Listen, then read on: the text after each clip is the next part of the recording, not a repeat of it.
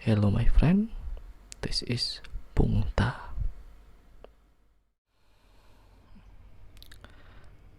Halo semuanya, jumpa lagi dengan ku Julius di podcast religi kita, asik di Pungta. Wah ya, ini ada kemajuan ya. Bila kemarin jaraknya seminggu ini kayak baru 2 hari setelah Pungta yang sebelumnya. Dan di sini aku bersyukur sih isi Pungta yang kemarin cukup berhasil tertanam dalam diriku gitu. Kayak aku mendengarkan perkataan hatiku untuk atas bisikannya untuk melakukan Pungta ini, melakukan refleksi dan terdorong untuk membaca bacaan kitab suci hari ini. Apalagi terlebih lagi hari ini aku membuat dosa, ya, yaitu salah satunya tidak mengikuti berpartisipasi dalam perayaan Ekaristi pada minggu ini ya. Hari Minggu ini aku tadi belum misa, dan ya aku merasa menyesal atas itu. Dan ini mau dikatakan penebusan pun tidak mungkin cukup untuk menebus dosa itu gitu ya. Cuma ya mungkin ini caraku untuk mengobati kerinduan atas kehadiran Tuhan dalam diriku gitu. Anyway, itu masalah personalku mungkin ya. Ya mungkin kita langsung aja ya, kita menjalani Pungta yang keempat ini. Kita akan membaca kitab suci bersama-sama dan nanti kemudian kita coba refleksikan bersama-sama pula. Dan tadi aku lihat bacaan kitab suci untuk hari Minggu ini itu diambil dari Injil Yohanes bab 6 ayat 41 sampai 51. Aku belum baca Injilnya, aku nggak tahu nanti isinya apa, aku lupa. Nanti coba kita temukan bersama-sama gitu ya. Kita baca bersama-sama ayat 41 sampai 51. Oke. Kita buka dengan tanda kemenangan Kristus, dalam nama Bapa dan Putra dan Roh Kudus. Amin. Pembacaan Injil diambil dari Injil Yesus Kristus menurut Santo Yohanes bab 6 ayat 41 sampai 51. Maka bersungut-sungutlah orang Yahudi tentang dia, karena ia telah mengatakan, "Akulah roti yang telah turun dari sorga." Kata mereka, "Bukankah ia ini Yesus, anak Yusuf, yang ibu bapanya kita kenal? Bagaimana ia dapat berkata, 'Aku telah turun dari sorga'?" Jawab Yesus kepada mereka, "Jangan kamu bersungut-sungut. Tidak ada seorang pun yang dapat datang kepadaku jikalau ia tidak ditarik oleh Bapa yang mengutus aku. Dan ia akan kubangkitkan pada akhir zaman." Ada tertulis dalam kitab nabi-nabi, dan mereka semua akan diajar oleh Allah. Dan setiap orang yang telah mendengar dan menerima pengajaran dari Bapa datang kepadaku. Hal itu tidak berarti bahwa ada orang yang telah melihat Bapa. Hanya Dia yang datang dari Allah. Dialah yang telah melihat Bapa. Aku berkata kepadamu, sesungguhnya barang siapa percaya, ia mempunyai hidup yang kekal. Akulah roti hidup. Nenek moyangmu telah makan mana di padang gurun dan mereka telah mati. Inilah roti yang turun dari sorga. Barang siapa makan daripadanya, ia tidak akan mati. Akulah roti hidup yang telah turun dari surga. Demikianlah Injil Tuhan. Terpujilah Kristus.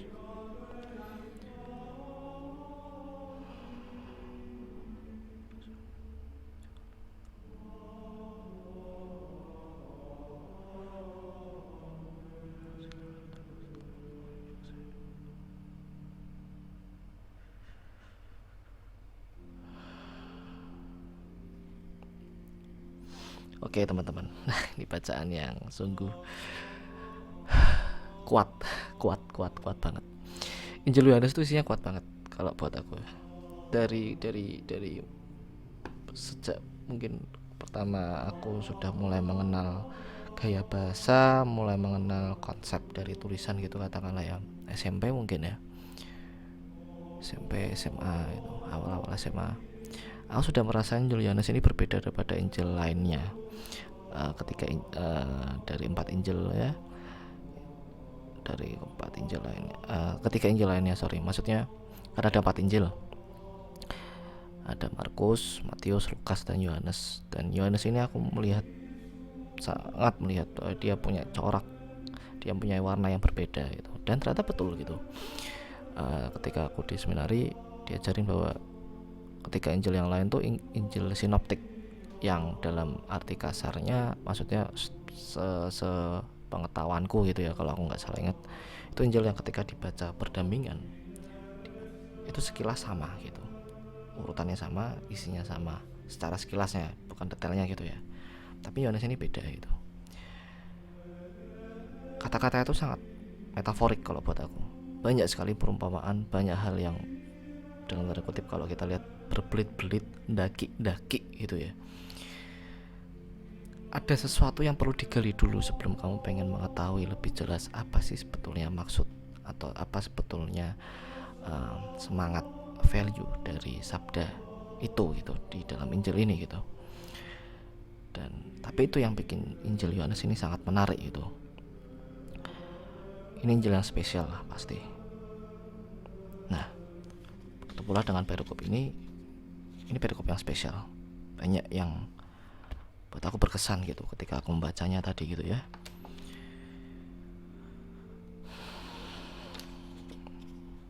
Ini tentang roti surga.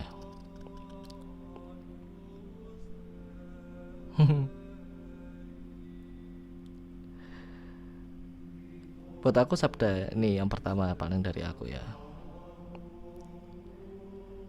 yang paling balik lagi sih, kayak aku kembali menemukan person Yesus yang dan wongnya jeboles ya nih, selalu bisa cool banget lah, keren banget, sosok yang karismanya luar biasa, terasa gitu ya. Even kamu nggak kenal dia, tapi kamu lihat dari jauh tuh kamu udah tahu dia punya karisma gitu. Nah ini tampak dalam sabda ini, jawab Yesus kepada mereka, jangan kamu bersungut-sungut. Respon pertama dia menghadapi apa ya, cemoohan mungkin, kayak kegelisahan, kegusaran, tuduhan orang-orang Yahudi ketika Yesus mengatakan sesuatu yang kontroversial katakanlah itu ya, jangan kamu bersungut-sungut. Yesus nggak langsung masuk aja ke main argumennya dia gitu loh.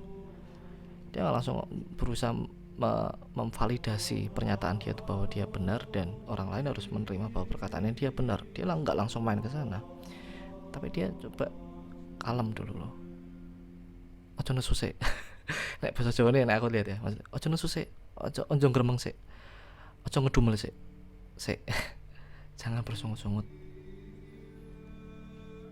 Itu kena juga sih buat aku gitu, kayak terlalu sering gitu, kayak aku terlalu reaktif akan banyak hal gitu ya, mendengar pernyataan yang kurang sedikit, yang tidak sesuai denganku, mendengar peristiwa-peristiwa atau berita, mungkin lebih tepatnya berita-berita di luar sana yang tidak masuk akal, mungkin yang bertentangan dengan cara pandangku, dan banyak lainnya yang bertentangan denganku yang aku nggak habis pikir. Itu respon pertama aku pasti akan gini, mengerjakan dain dan mulutnya mungkin mencucu,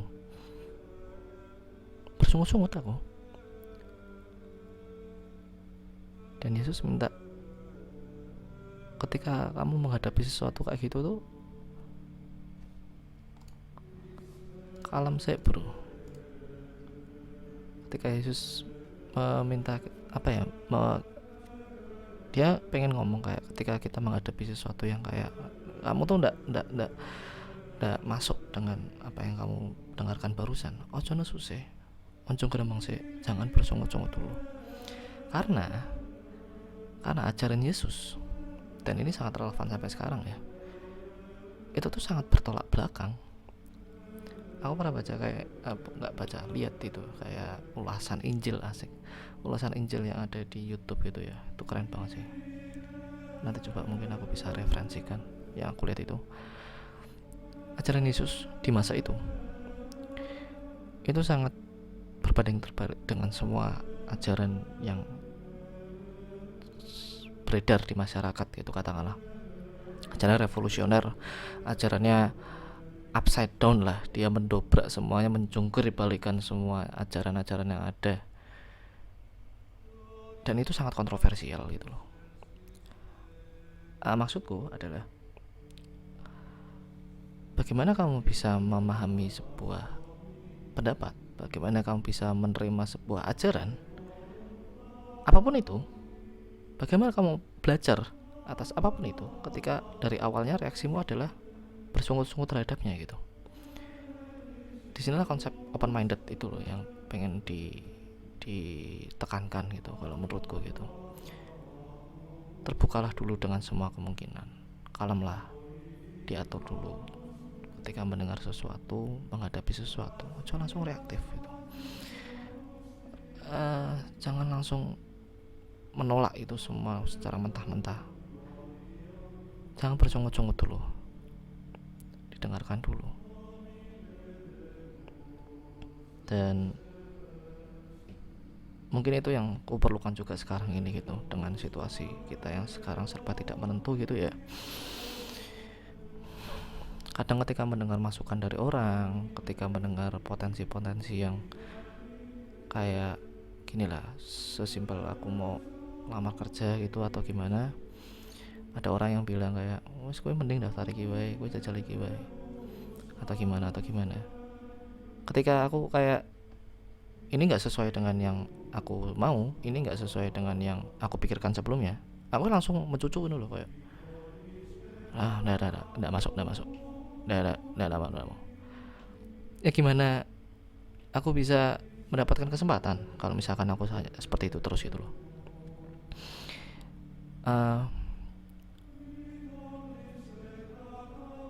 Maksudku kayak ini berkaitan juga yang kemarin gitu. Mendengarkan Tuhan itu nggak bisa ketika kamu berisik gitu. Kamu harus tenang, aja bersungut-sungut sih. Itu jawaban Tuhan tadi. Jangan bersungut-sungut dulu. Ketika dengar kayak ini jangan bersungut-sungut dulu. Dan aku paham banget sih kenapa maksudnya Tuhan ngomong ini. Oke, mungkin kata-kataku tadi nggak terlalu pas ya. Paham banget tuh mungkin kayak aku emang ahli kitab juga enggak sih. Cuma kayak I know lah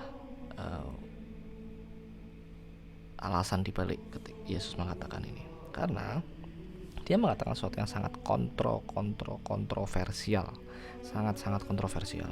Kenapa? Dia mengklaim dirinya roti yang turun dari surga. Jahil. Kita abaikan semua ajaran yang pernah kita terima ya dari gereja, dari masa di sekolah minggu atau dari segala macam ini. Kowe duwe kanca, kowe ketemu wong, kowe kenal denen ki saka ndi asale, keluargane saka ndi, kowe kenal bapak ibuke.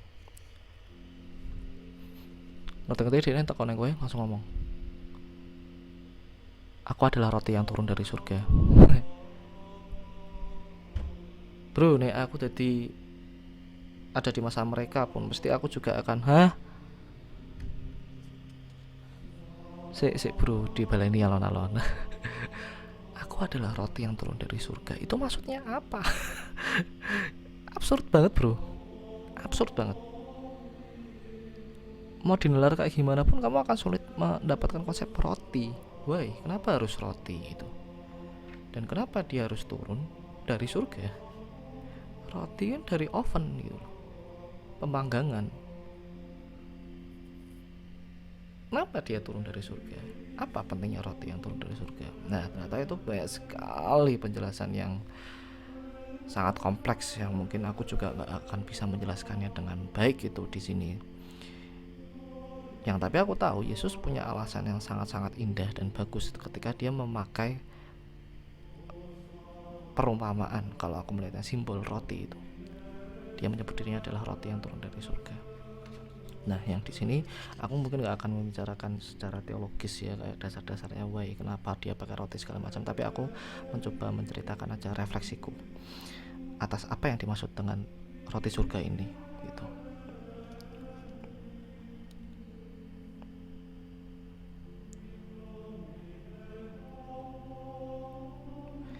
Nah, ini tuh setiap ayatnya tuh buat aku mengesan banget. Mungkin ini akan jadi podcast yang agak lama ya, sorry ya. Cuma aku pengen cerita yang banyak aja soal ini gitu. Tidak ada seorang pun yang dapat datang kepadaku jikalau ia tidak ditarik oleh Bapa yang mengutus aku. Nah ini, bukan aku yang memilihmu tapi bukan kamu yang memilihku tapi aku yang memilihmu. Maksudnya gini,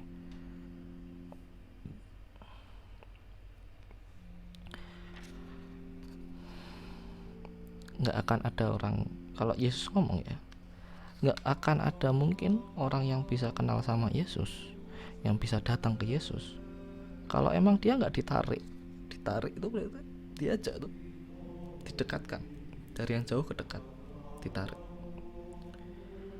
oleh Bapa yang di surga sana, yang mengutus Yesus sendiri, putranya yang tunggal Tuhan kita. Jadi dengan kata lain, Yesus bilang bahwa setiap orang yang mengenal Yesus, baik saat dia ada di dunia ya, saat itu atau sampai saat ini pun, siapapun dia yang datang kepada Yesus, itu sudah berarti bahwa dia itu sudah ditarik dulu oleh Bapa. Dia dikehendaki Bapa untuk mengenal Yesus.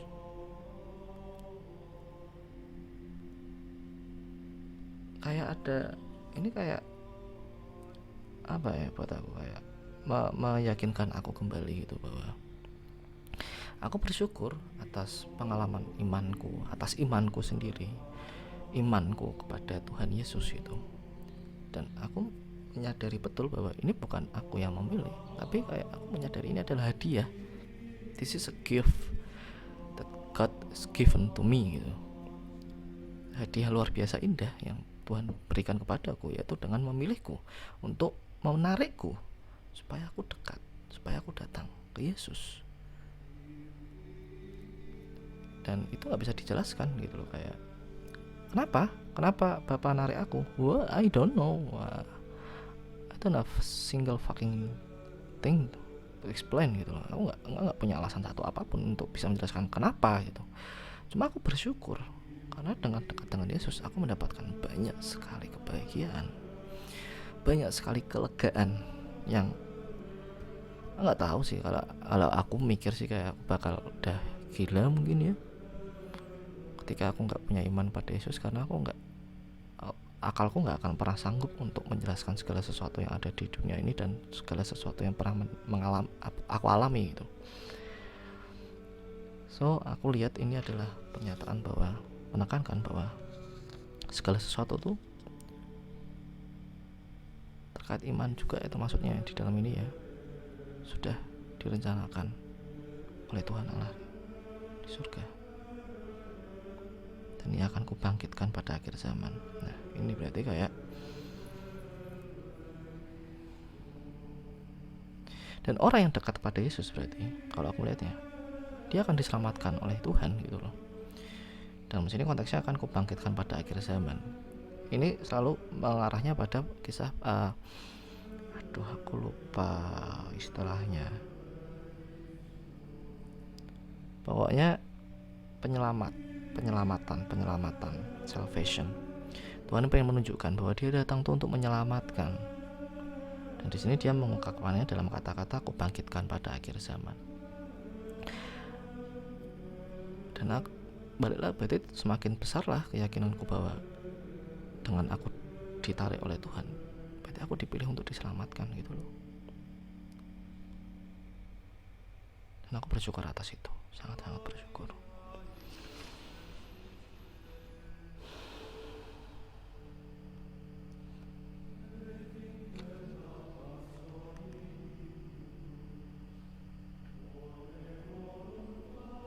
Dan mereka semua akan diajar oleh Allah. Nah, di sini perlu hati-hati ya. Kalau buat kita gitu diajar gitu kan konotasinya udah negatif banget gitu. Tak ajar we, pokoknya wong Jawa ya. Kurang ajar. Sini tak kasih pelajaran. Kayak gitu-gitu kan berarti kayak kamu itu violence lah, itu kekerasan gitu. Kayak pengen menghajar kan, dihajar. Tapi di sini maksudnya bukan digituin itu. Diajar. Dia akan diberi pengajaran oleh Allah, akan menerima pengajaran dari Allah Bapa di surga. Dan ya, ini balik ke mana ya gini. Dan setelah itu ya, dan setiap orang yang telah mendengar dan menerima pengajaran dari Bapa datang kepadaku. Jadi kayak tadi awal, tidak ada yang akan bisa datang kepada Yesus kalau dia tidak ditarik Bapa. Kemudian pernyataan berikutnya ada ini, dan setiap orang yang telah mendengar dan menerima pengajaran dari Bapa datang kepadaku. Berarti kalau aku mengartikannya, cara untuk melihat, cara untuk mengetahui apakah kita itu ditarik oleh Bapa supaya datang pada Yesus adalah dengan apa? Dengan mendengar ya, listen, open your ears, bukalah kuping telingamu, mendengarkan dan menerima pengajaran dari Bapa. Menerima sama kayak tadi yang masalah bersungut-sungut. Dengan bersungut-sungut kamu nggak membuka pikiranmu, nggak membuka hatimu, kamu nggak akan bisa menerima apapun. Dan di sini diminta bahwa ada dua hal mengenai pengajaran dari Bapa yang harus syaratnya istilahnya ya, yaitu mendengar dan menerima. Kamu nggak bisa cuma mendengar tok. Kamu nggak cuma bisa asal menyatakan kamu menerima, tapi kamu harus dua ini, mendengar dan menerimanya. Dan barang siapa yang sudah mendengar dan menerima pengajaran dari Bapa datang kepadaku. Nah, aku nggak tahu sebetulnya apa yang dimaksud dengan pengajaran dari Bapa ini. Cuma kalau aku mengartikannya, pengajaran dari Bapa itu adalah something good. Pasti itu good, pasti itu baik, sesuatu yang baik. Yang ini buat aku sifatnya sangat universal, nggak cuma terbatas dalam Katolik, Kristen, Islam, Yahudi, Hindu, Buddha dan segala macam. Buat aku ini masalah humanitas lah, etika, moral, value, common values lah, dan everything else lainnya gitu. Itu buat aku semua itu adalah suatu nilai universal yang aku artikan sebagai pengajaran dari Bapa di surga, Bapa Allah, Sang Yang Widi, Gusti. Kita manusia menyebutnya dengan berbagai nama. Yang di sini kita dalam konteks bacaan ini adalah Bapa. Dan Bapa selalu mengajarkan hal yang baik pada anaknya. Hal baik itu apa? Banyak sekali. Yang ada satu kesinambungan moral gitu. Kalau aku melihat ya, dalam sejarah peradaban manusia ini, dalam corak-corak budaya yang beribu macamnya di belahan dunia ini, ada satu pola yang sama, yaitu universalitas moral gitu loh. Kita selalu melihat satu hal yang pasti. Kalau buat aku ini pasti. Sorry ya, mungkin terlalu cepat menjudge ya. Cuma buat aku ini pasti. Menolong orang itu adalah hal baik. Kamu setuju nggak? Kalau kamu setuju, berarti pernyataanku benar. Kalau nggak setuju, aku nggak tahu kenapa. Karena menolong orang itu adalah yang baik. Itu kayak udah jadi naluri manusia nggak sih gitu loh.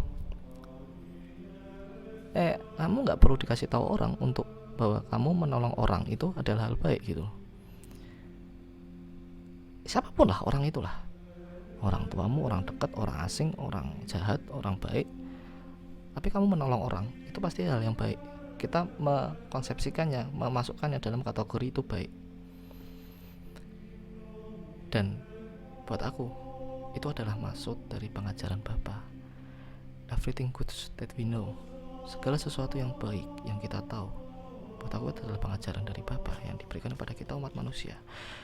Dan kita harus mendengarkannya dan menerimanya. Caranya gimana untuk tahu pengajaran Bapa itu? In your heart, bro, dalam hatimu. Kenapa saling berkaitan ya? Ya podcast yang kemarin, hati nuranimu tuh selalu punya suara baik gitu loh. Ya aku nggak tahu explain how to explain it, tapi kayak kamu akan selalu punya dorongan dari hati nuranimu untuk berbuat baik. Ya itu kayak selalu ada di setiap diri kita nggak sih itu. Dan itulah buat aku pengajaran Bapak pada di dalam sinimu. Dengarkan dan terimalah. Dan selanjutnya nggak perlu dikatakan lagi, laksanakanlah.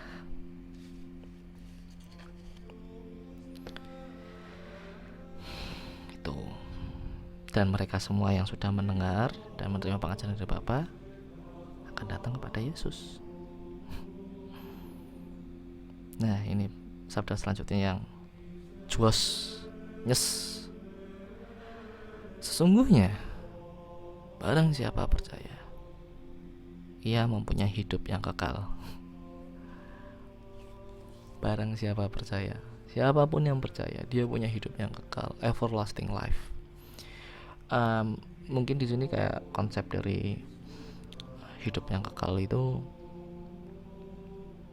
apa ya? Kita bisa memaknainya banyak sekali lah. Teologis, personal, atau pakai sudut pandang yang lain itu. Cuma buat aku di sini, buat aku pribadi, hidup yang kekal adalah maksudnya adalah kekal itu ketika kamu menemukan tujuanmu,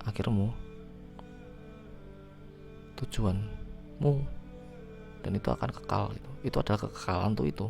Kamu sampai tujuan akhirmu, dimana kamu nggak perlu menciptakan tujuan baru lagi. Udah, itu kekekalanmu di sana. Bukankah itu kayak buat aku kayak itu masuk dengan definisi surga gitu loh, suatu tempat indah di mana semua roh dan jiwa-jiwa manusia akan kesana gitu kan. Berarti kan tujuan akhir. Karena setelah dari surga kamu nggak akan mikir kayak setelah itu mau kemana lagi gitu loh. Dunia ini selalu dikatakan adalah tempat beristirahat. Basa Jawane urip mampir ngombe. Tempat sementara. Nggak pernah menjadi tujuan akhir. Tujuan akhirnya di mana? After earth. Setelah kamu hidup di dunia. After life. Berarti surga itu kan tujuan akhir gitu kan. Dan itu kekal. Nggak akan ada selesainya. Karena itu tujuan akhirnya. Nah, maksudku, tapi kan itu mungkin terlalu luas ya ketika ngomongin surga itu ya, hidup yang kekal, roh dan segala macam. Buat aku sesimpel kayak kamu akan menemukan your meaning, your purpose, your goal. Apa tujuan hidupmu? Dan percaya bro, perasaan ketika kamu menemukan apa tujuan hidupmu itu nggak bisa diungkapkan dengan kata-kata itu loh. Dan itu rasanya kekal. Apapun itu. Dan kalau aku selalu percaya tujuan hidup semua orang itu harusnya baik gitu. But banyak faktor yang lain kan yang menyebabkannya mungkin terdeviasi atau ya yang lain-lain lah, I don't know. Nah, supaya kita bisa mempunyai hidup yang kekal, kita harus apa? Percaya. Nah, ini yang menarik. Yesus gak mengatakan secara eksplisit percaya kepada siapa. Berarti kayak kalau mau dikatakan secara bodohnya gitu ya, kita bisa percaya sama siapa aja berarti ya, sama apa aja berarti. Everything what we want, we can believe it. Kita bisa percaya apa aja berarti. Nah tapi di sini kayak, aku udah nggak tahu ya, kalau aku mandangnya percayanya ya sudah jelas ke siapa gitu. Ya ke penciptaku. Karena di sanalah tujuan akhirku. Aku berasal dan akan menuju ke siapa? Ke Tuhan. Dan aku percaya ke Tuhan. dan semua yang diajarkan kepadanya, semua perintahnya, semua kehendaknya. Tapi ini juga, ini kayak self sufficient gitu loh. Dia bisa memenuhi, prinsip ini memenuhi dirinya sendiri. Dia tidak bergantung pada hal lain gitu. Gini, kayak misalkan sesimpel ini, kamu percaya, mungkin yang denger ini salah satu, kalau ada yang dengerin ya, kamu iki obrolan ini, sorry tangguh ya, cuma iki pengesan banget soalnya buat aku pas ceritamu kemarin itu. Kamu percaya akan jadi musikus gitu, musisi, kamu percaya akan jadi musisi profesional, kamu percaya banget sama itu. Ketika kamu percaya itu, percaya dengan sepenuh hati, sepenuh jiwa, sepenuh ragamu, setiap hari yang kamu percaya itu, mau percaya apa nggak percaya, bukan percaya nggak percaya, tapi kayak aku yakin kamu akan punya hidup yang kekal, yaitu tujuan akhirmu, dimana tujuan akhirmu itu adalah yang kamu percaya di awal tadi. Mubeng apa mudeng? Maksudnya kayak muter gitu loh. Kamu percaya akan jadi musisi, kepercayaanmu itulah, kamu percaya itu karena mungkin itu akan menjadi tujuanmu. Nah, tujuanmu itu adalah hidup yang kekal, dan tujuanmu hidup yang kekal itu adalah kepercayaanmu. Self sufficient, dia bisa memenuhi dirinya sendiri. Buat aku kayak gitu, dan it makes sense itu loh. Kayak aku percaya sama Tuhan, dan dengan percaya sama Tuhan, aku akan punya hidup yang kekal, yaitu dengan aku mencapai tujuan akhirku, yaitu Tuhan. Mungkin gak make sense buat kalian gitu ya yang dengerin ini, cuma buat aku senang dengan reflection mungkin ya.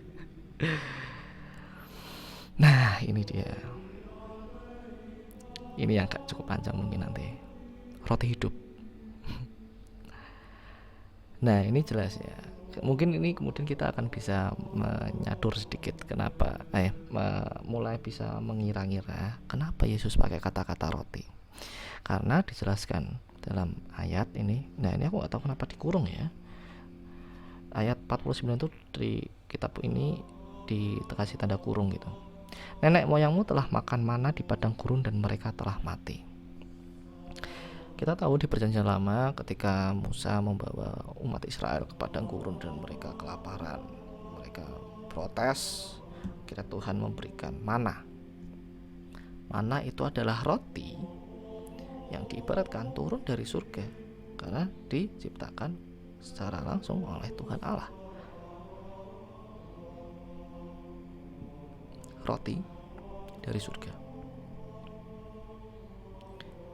Tapi mereka mati. Mereka yang makan mana itu semuanya udah mati. Padahal tadi Yesus ngomong dia adalah roti yang turun dari surga. Loh, misalnya kayak disamakan, berarti dia menyamakan dirinya sebagai mana dong? Padahal mana itu orang makan mana juga akhirnya mati. Tapi dia ngomong aku roti hidup. Berarti ada sesuatu yang spesial di sini, ada yang berbeda dari mana yang sebelumnya. Inilah roti yang turun dari surga. Barang siapa makan daripadanya, ia tidak akan mati. Akulah, nah ini dikomplitkan. Akulah roti hidup yang telah turun dari surga. Premisnya komplit. Dialah roti hidup yang turun dari surga. Roti hidup itu maksudnya apa? Banyak sekali ya. Jadi kayak dia memasukkan ada beberapa unsur nih, aku mendapat ya. Pertama dia roti, kemudian dia kehidupan, hidup, turun dari surga.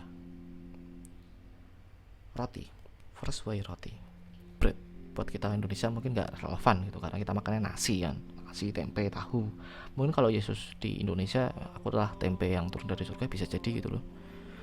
Tapi kenapa roti? Karena roti itu kan as far as I know ya, sejauh yang aku tahu, as far as I know.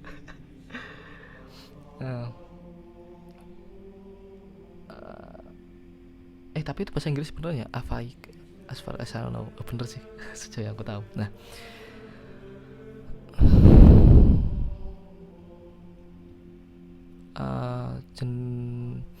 gandum itu adalah salah satu budidaya paling umum dan paling dominan di masyarakat Timur Tengah, Mesir, Persia,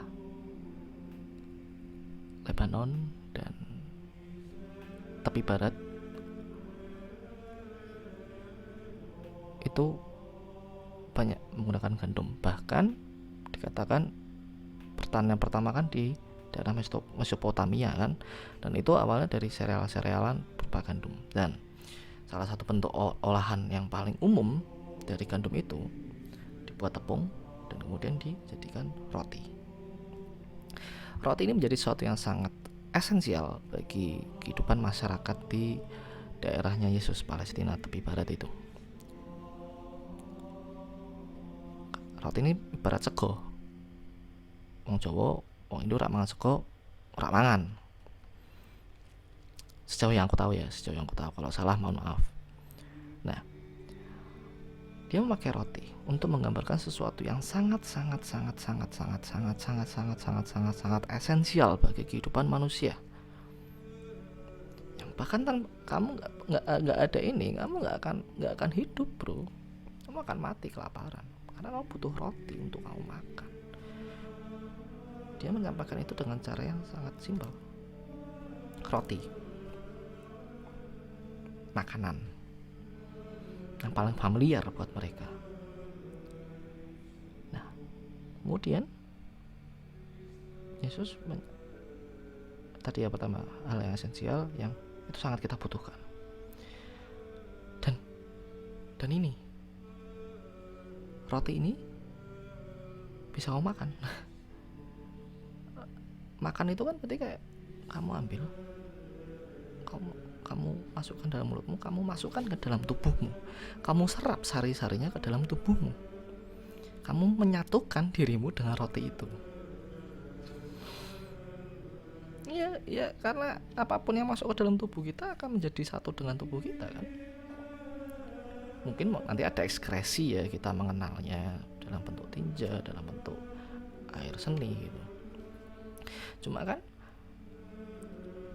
dapat dikatakan kamu makan roti itu, kamu akan menyatukan dirimu dengan roti itu gitu. Inilah yang pengen dikehendaki Tuhan Yesus itu. Dia pengen menunjukkan bahwa dia pakai roti ini untuk menunjukkan bahwa dirinya itu, dia pengen berbagi, dia pengen membagikan keselamatannya, dia pengen membagikan dirinya sendiri. Dia pengen sekali membagikan dirinya sendiri kepada mereka yang percaya, yang datang kepadanya, dan menyatukan dirinya sendiri kepada mereka juga. Sorry, ono anjingku. Itulah, kalau sejauh yang aku tahu, sejauh yang aku pahami, sejauh yang aku refleksikan, itulah mengapa Yesus selalu memakai kata roti, yang buat aku itu untuk mempermudah manusia memahami apa yang dikehendaki Yesus untuk datang ke dunia ini dan apa yang dia kehendaki kepada kita atas dirinya kepada kita gitu.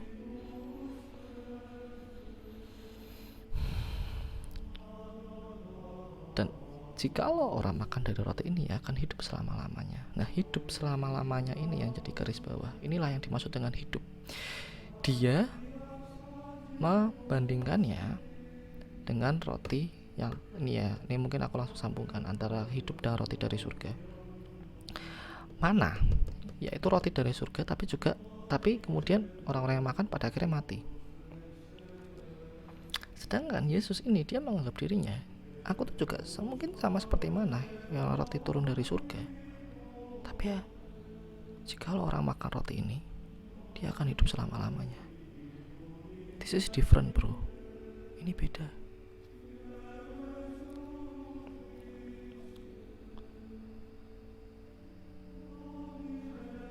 Oh, aku tadi belum lengkap bacanya. Akulah roti hidup yang telah turun dari surga. Jikalau seorang makan dari roti ini, ia akan hidup selama-lamanya. Dan roti yang kuberikan itu ialah dagingku yang akan kuberikan untuk hidup dunia. Apik banget sih. Dan roti yang kuberikan itu ialah dagingku. Oke, ini semua make sense. Sorry, tadi berarti aku belum lengkap bacanya. Ini dia ngasih tanda garis merah gede banget di sini. Yesus, roti yang kuberikan ini adalah dagingku, tubuhnya sendiri yang akan kuberikan untuk hidup dunia. Roti yang tadi sangat esensial bagi kehidupan manusia itu berasal dari tubuhnya sendiri. Berarti kalau tadi dia ingin menyatukan tubuhnya, dia ingin menyatukan dirinya, awake salirone panjenengan dalam Gusti Yesus dengan kita yang percaya, yang datang, yang mendengarkan Dia. Dan siapapun yang makan roti itu, siapapun yang makan daging itu, ia akan hidup untuk selama-lamanya, hidup yang kekal. Buat aku, tujuan akhir. Dia akan menemukan tujuan akhirnya dalam dunia ini. Nah, dia telah percaya, dia telah menerima, dia telah ditarik oleh Bapa. Yang akan kuberikan untuk hidup dunia. Kalau ini mungkin jelas gitu. Yesus ingin memberikan dan membawa keselamatan kepada dunia.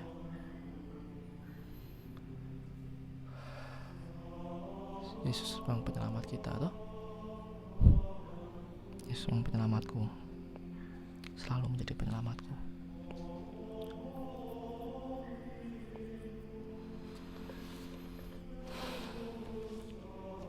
Aku sedih sih pada hari ini gitu, karena tadi nggak bisa itu pada akhirnya ketika membaca ini, karena ini sangat berkaitan dengan Ekaristi gitu loh.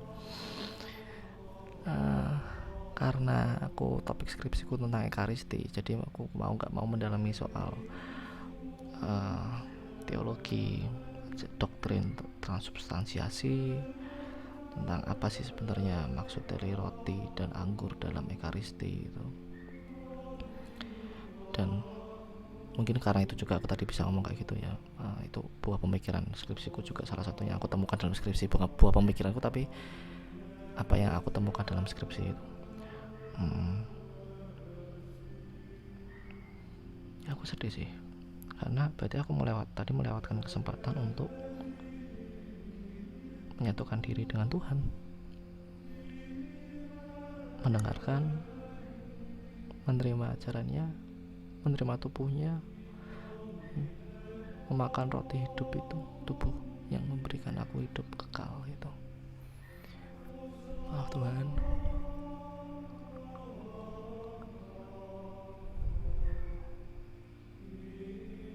Ya mungkin ini Tuhan dengan bacaan Injil ini pengen ngelengke aku sih, bahwa sak piye-piyene kowe Bram, meh sak pinter-pintermu, meh sak sangar-sangarmu, kowe ora bakal dadi apa-apa, ora bakal nemu apa-apa nek kowe ora menyatukan diri denganku itu.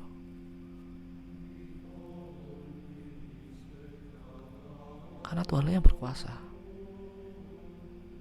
Tuhanlah yang punya hidup ini gitu loh. Dan Tuhanlah adalah tujuanku gitu loh. Terus kalau aku nggak mendekatkan diri pada tujuanku, terus aku mau ngapain di dunia ini? Terus gimana cara aku menjalani dunia ini tanpa punya tujuan? Aku akan stuck, aku akan diam di tempat, jalan di tempat sampai berlumut, sampai membusuk gitu. Karena aku nggak akan pernah ketemu tujuanku, karena tujuanku adalah Tuhan. Hidup kekalku adalah Tuhan, dengan semua kehendaknya, dengan semua ajarannya. Maaf ya Tuhan, aku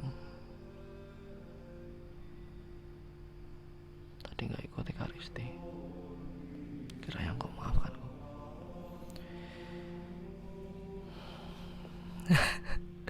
Rada gloomy ya ini podcast saya episode kali ini.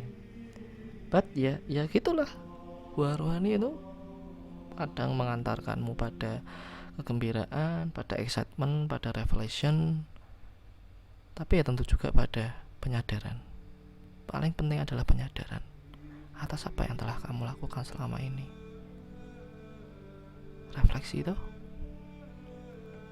So, aku bersyukur atas refleksi hari ini, atas penyadaran yang diberikan Tuhan padaku hari ini melalui perantaraan podcast ini, podcast Pungta ini.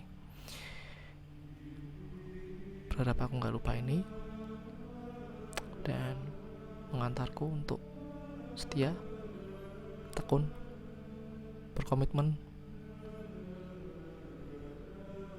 mau untuk mendengarkan, menerima jalan Tuhan, menyatukan diriku dengan Tuhan.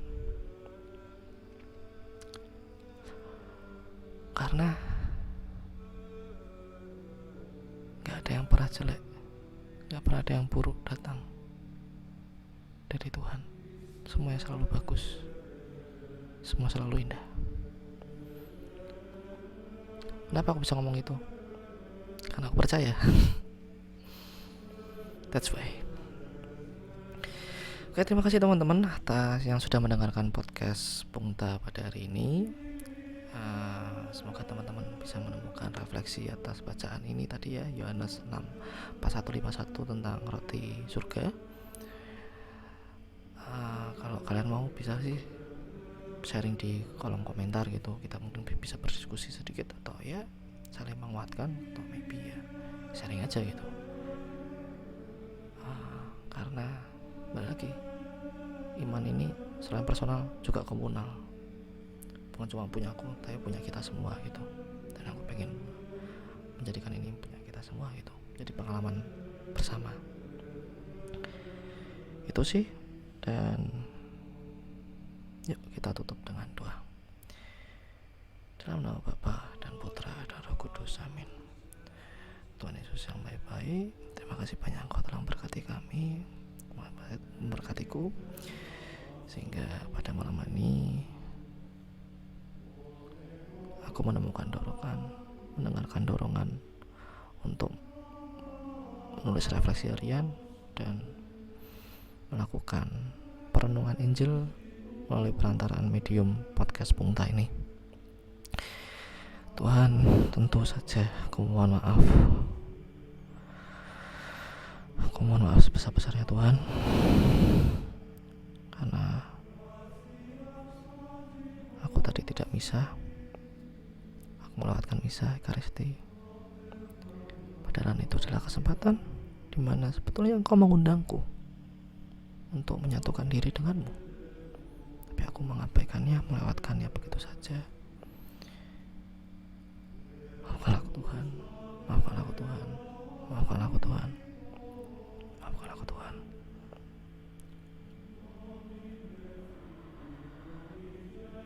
Dan terima kasih Tuhan tentunya, karena aku percaya Kau masih memberiku kesempatan dengan menyadarkanku melalui ini. Kau masih menginginkanku, Kau masih ingin menarikku untuk dekat padamu, Tuhanku Yesus Kristus. Aku percaya Kau selalu menyertaiku, membimbingku, mengarahkanku pada tujuan akhirku, yaitu Engkau.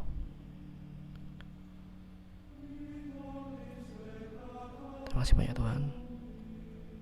Kiranya Engkau juga melindungi semua orang yang kami sayang, ku sayang, dan perkenankanlah kami mendapatkan istirahat yang tenang malam ini, sehingga esok Engkau berkenan kami dapat menjalani hari seturut dengan kehendak-Mu. Doa yang kurang sempurna ini kami aturkan kepadamu dengan perantaraan Kristus, Juru Selamat kami. Amin. Bapa kami ada di surga, dimuliakanlah nama-Mu, datanglah kerajaan-Mu, jadilah kehendak-Mu di atas bumi seperti di dalam surga. Berilah kami rezeki pada hari ini, dan ampunilah kesalahan kami, seperti kami pun mengampuni yang bersalah pada kami. Dan janganlah masukkan kami dalam pencobaan, tapi bebaskanlah kami dari yang jahat. Amin. Ave Maria, gratia plena Dominus tecum, benedicta tu in mulieribus et benedictus fructus ventris tui, Iesus. Sancta Maria Mater Dei, ora pro nobis peccatoribus, nunc et in hora mortis nostrae. Amin. Dimuliakanlah nama Bapa, Putra dan Roh Kudus, seperti pada permulaan, sekarang, selalu dan sepanjang segala abad. Amin. Terima kasih Tuhan. Terima kasih Tuhan. In nomine Patris et Filius Spiritus Sanctus. Amin. Oke guys, senang sekali bisa berpunta pada hari ini, dan hopefully kita ketemu lagi di punta edisi berikutnya, hopefully itu besok.